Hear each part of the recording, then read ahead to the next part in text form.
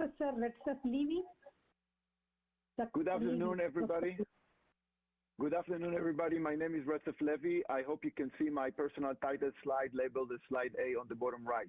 I'm on the faculty of the MIT Sloan School of Management. I have no conflict of interest to disclose today, and my presentation represents only my individual opinions and does not reflect in any way on the positions of MIT. Next to slide B. Since the Pfizer's request for the approval of the boosters is partially based on the so-called study conducted in Israel, it is important to understand that the booster vaccination campaign in Israel was anything but a carefully designed study. In a matter of less than 6 weeks, Israel moved from its initial intention to vaccinate the over 60 population to vaccinating anyone above the age of 12, and it is now about to mandate booster vaccination for anyone to maintain green passport status. This does not allow any reliable learning, definitely not in such a short amount of time. And please understand that the adverse event surveillance system in Israel is truly dysfunctional, particularly around the booster deployment. I know from personal experience that the Ministry of Health in Israel does not address appropriately major concerning safety signals. Next to slide C.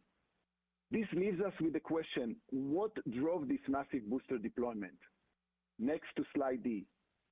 Trying to reach vaccine-induced herd immunity by reducing transmission rates will be consistent with the stated goal of the agreement that Israel signed with Pfizer, as you can see on slide D on the left-hand side. The problem is that by now we already know from mounting evidence that reaching herd immunity based on the current vaccines does not seem like a feasible or realistic goal. Not surprisingly, as you can see on the right-hand side of slide D, Israel continues to have among the highest infection rates per capita in the world. Next to slide E.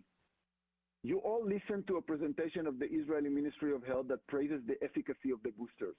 I would like to caution this premature celebration and remind you that similar statements were made just 6 months ago around February on the 2 initial doses. Note on slide E on the right-hand side that COVID-19 deaths in Israel, in spite of all of the boosters, are on the rise, whereas in other countries, including many states in the US, they seem to be on downward trend at the moment. The data from Israel also highlights that the main risk of serious COVID-19 outcomes is focused to a large extent among the completely unvaccinated population, and almost entirely in the over 61.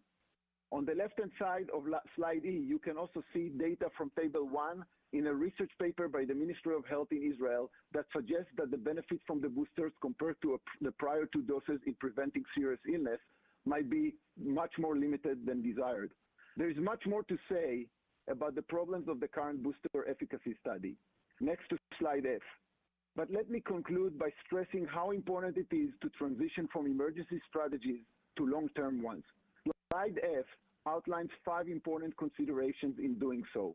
They are self-explanatory. I hope you will hold off of approving this booster for broad use, at least until such a strategy is developed. Thank you for your attention.